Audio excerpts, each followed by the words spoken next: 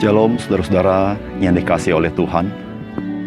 Kita bersyukur kita mengalami kasih daripada Tuhan Yesus yang memberikan kita kekuatan di dalam kita menghidupi kehidupan kita maupun di dalam kita menghidupi pelayanan kita. Dan kita bersyukur bahwa di dalam kitab Injil kita juga bisa belajar teladan dari Tuhan kita Yesus Kristus, sehingga melalui teladan itu kita boleh semakin dikuatkan untuk mengikut Dia. Salam jumpa dalam program Tuhan adalah Gembalaku. Setiap kita yang melayani Tuhan Yesus haruslah melayani dengan mengikuti teladan dan juga pengajaran dari Tuhan kita Yesus Kristus. Karena setiap kita adalah pengikut daripada Yesus Kristus. Termasuk juga ketika kita melayani. Ketika kita sedang melayani, kita sedang mengikut Yesus Kristus. Nah, ketika kita melayani Tuhan Yesus dan kita lupa bahwa kita sedang mengikuti Yesus Kristus, maka pelayanan kita bisa kehilangan arah. Atau juga kita bisa memiliki motivasi-motivasi yang tidak selaras dengan Injil itu sendiri. Mari kita membaca firman Tuhan dari Yohanes pasal yang keempat, ayat 1 sampai yang kelima. Ketika Tuhan Yesus mengetahui bahwa orang-orang Farisi telah mendengar bahwa ia memperoleh dan membaptis murid lebih banyak daripada Yohanes, meskipun Yesus sendiri tidak membaptis, melainkan murid-muridnya, ia pun meninggalkan Yudea dan kembali lagi ke Galilea. Ia harus melintasi daerah Samaria, maka sampailah ia ke sebuah kota di Samaria yang bernama Sikar, dekat tanah yang diberikan Yakub dahulu kepada anaknya, Yusuf. Saudara yang dikasihi oleh Tuhan, firman Tuhan yang kita baca hari ini adalah terkait dengan orang-orang Farisi telah mendengar bahwa Yesus Kristus dan murid-muridnya telah membaptis orang, bahkan lebih banyak daripada Yohanes Pembaptis. Dan setelah Tuhan Yesus tahu bahwa orang-orang Farisi itu mengetahui hal ini, maka Tuhan Yesus meninggalkan daerah Yudea menuju ke Galilea. Pesan apakah yang kita bisa dapatkan dari firman Tuhan yang kita baca hari ini? Yang pertama, firman Tuhan mengajar kepada kita, usahakanlah mengurangi perselisihan yang tidak perlu, agar misi pelayanan dapat dilaksanakan dan mencapai tujuannya. Di dalam ayat pertama sampai dengan ayat ketiga dikatakan oleh firman Tuhan, ketika Tuhan Yesus mengetahui bahwa orang-orang Farisi telah mendengar bahwa ia memperoleh dan membaptis murid lebih banyak daripada Yohanes, meskipun Yesus sendiri tidak membaptis melainkan murid-muridnya, ia pun meninggalkan Yudea dan kembali lagi ke Galilea. Saudara, mengapa Tuhan Yesus setelah tahu bahwa orang-orang Farisi mendengar apa yang telah dilakukan oleh murid-murid Tuhan Yesus, mendapatkan orang lebih banyak yang dibaptis daripada Yohanes Pembaptis, Yesus meninggalkan daerah Yudea, pergi ke Galilea. Saudara, orang-orang Farisi awalnya sangat tertarik dengan apa yang terjadi dengan Yohanes Pembaptis.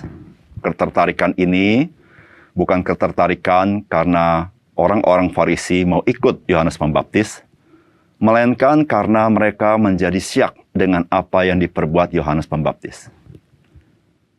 Dan sekarang mereka mendengar bahwa Yesus dan murid-muridnya melakukan yang lebih besar daripada Yohanes Pembaptis.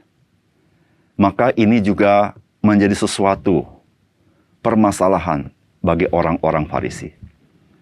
Dan Tuhan Yesus setelah tahu bahwa orang-orang Farisi mendengar hal itu, maka Tuhan Yesus meninggalkan Yudea, pergi ke Galilea, yaitu menjauhi pusat keagamaan orang-orang Yahudi, yaitu di daerah Yerusalem. Karena Tuhan Yesus tidak mau bahwa pelayanannya, misinya menjadi terganggu. Karena untuk hal-hal yang tidak diperlukan, seperti baptisan yang dilakukan oleh murid-muridnya. Saudara, perselisihan, permasalahan yang tidak perlu, itu bisa membuat pelayanan daripada Tuhan Yesus, misi Tuhan Yesus, menjadi terganggu. Disinilah Tuhan Yesus memberikan teladan kepada kita. Mari kita ketika melayani Tuhan, mari kita menghindari hal-hal yang menjadi halangan atau kesulitan, sehingga kita tidak bisa melayani dan menjalankan misi Tuhan dengan baik. Seringkali kita terpancing untuk mengurusi hal-hal yang sebetulnya tidak terlalu perlu. Sehingga kita lebih konsentrasi ke sana dan kita lupa ada pekerjaan Tuhan yang perlu kita kerjakan, yang penting dan yang utama. Seringkali hanya karena perbedaan tata cara, perbedaan metodologi, kita kehilangan kesempatan untuk melakukan pelayanan sebaik-baiknya. Demikian juga kita seringkali masuk ke dalam perselisihan yang tidak diperlukan, sehingga relasi dengan orang lain menjadi masalah, sehingga kita tidak lagi bisa bersaksi dengan leluasa. Saudara yang kasih dalam Tuhan, Tuhan Yesus memberikan teladan kepada kita. Marilah kita jangan masuk ke dalam perselisihan, permasalahan yang tidak perlu, yang mengganggu pelayanan kita, misi Tuhan melalui hidup kita bagi orang lain. Yang kedua, saudara, firman Tuhan hari ini memberikan pesan kepada kita. Misi pelayanan dapat terlaksana dan mencapai tujuan di dalam ketaatan kepada pimpinan Tuhan.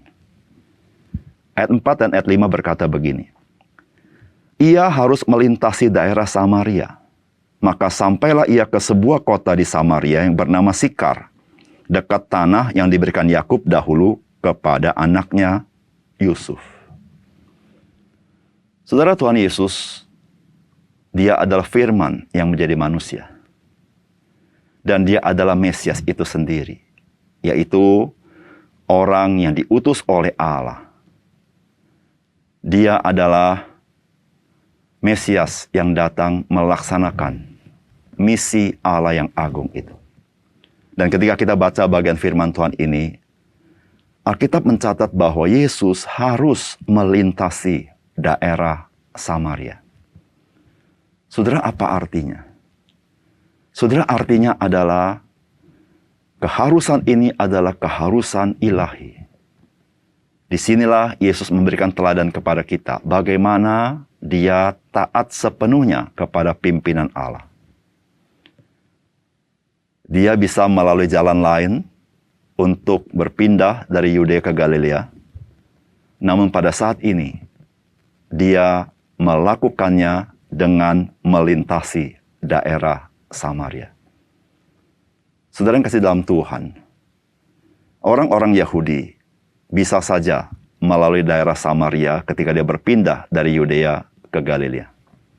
Namun, bagi pemimpin-pemimpin agama tertentu yang sangat konservatif dari orang-orang Yahudi, memang mereka seringkali menghindari melintasi daerah Samaria.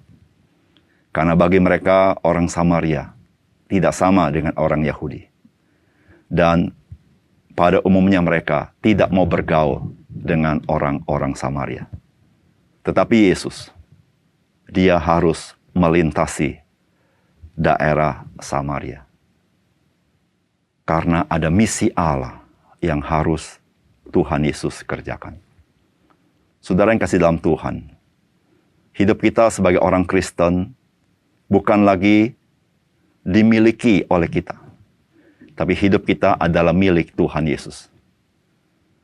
Sehingga satu konsekuensi yang wajar adalah, maka hidup kita biarlah kita menurut apa yang Tuhan pimpin dalam hidup kita. Ketika kita ingin melakukan pekerjaan Tuhan, ketika kita ingin melakukan misi daripada Tuhan Yesus, maka semua itu baru bisa terlaksana ketika kita taat dan tunduk sepenuh kepada pimpinan Tuhan. Dan pimpinan Tuhan itu tidak pernah bersalah. Dan di dalam pimpinan Tuhan itulah kita melakukan misi Tuhan. Tuhan akan menyatakan pimpinannya kepada kita yang melayani Dia. Dan yang rendah hati mau mendengar pimpinan Tuhan. Saudara, ketaatan sepenuh kepada Tuhan, itu sesuatu yang membuat apa yang kita kerjakan dalam pelayanan menjadi sesuatu yang penting, sesuatu yang signifikan. Karena itulah yang Tuhan kehendaki dari pelayan-pelayan Tuhan. Saudara, sudahkah kita ketika kita melayani Tuhan, kita memiliki ketaatan, ketundukan kepada pimpinan Tuhan? Mungkin kita dipimpin Tuhan ke daerah atau dalam pelayanan yang mungkin bukan preferensi kita. Tetapi apakah kita mau mentaati dan tunduk melakukannya dengan bersyukur bahwa Tuhan, Engkau mau memakai saya? Saudara yang kasih dalam Tuhan, Tuhan Yesus memberikan teladan kepada kita. Dia pindah dari Yudea ke Galilea. Dia harus melintasi daerah Samaria. Bagaimana dengan saudara? Mari kita berdoa. Bapa di surga, terima kasih untuk kebenaran firman Tuhan. Tuhan Yesus memberikan kami teladan bagaimana Tuhan Yesus menghindari perselisihan yang tidak perlu, yang akan mengganggu pelayanan dan misinya di dalam dunia ini. Tuhan, tolong kami supaya kami sebagai pelayan Yesus Kristus, kami juga menghindari hal-hal yang tidak perlu, supaya kami efektif menjadi saksi Kristus di tengah dunia ini. Dan berikan kami kepekaan, ketaatan, dan ketundukan kepada pimpinan Tuhan, sehingga kami boleh melakukan pelayanan kami, misi Allah di tengah dunia ini, di dalam pimpinan dan pertolongan Tuhan. Tuhan, tolong kami, berikan kami hati yang seperti itu. Hati seperti hati Tuhan Yesus. Terima kasih Tuhan. Dalam nama Tuhan Yesus kami berdoa. Amin.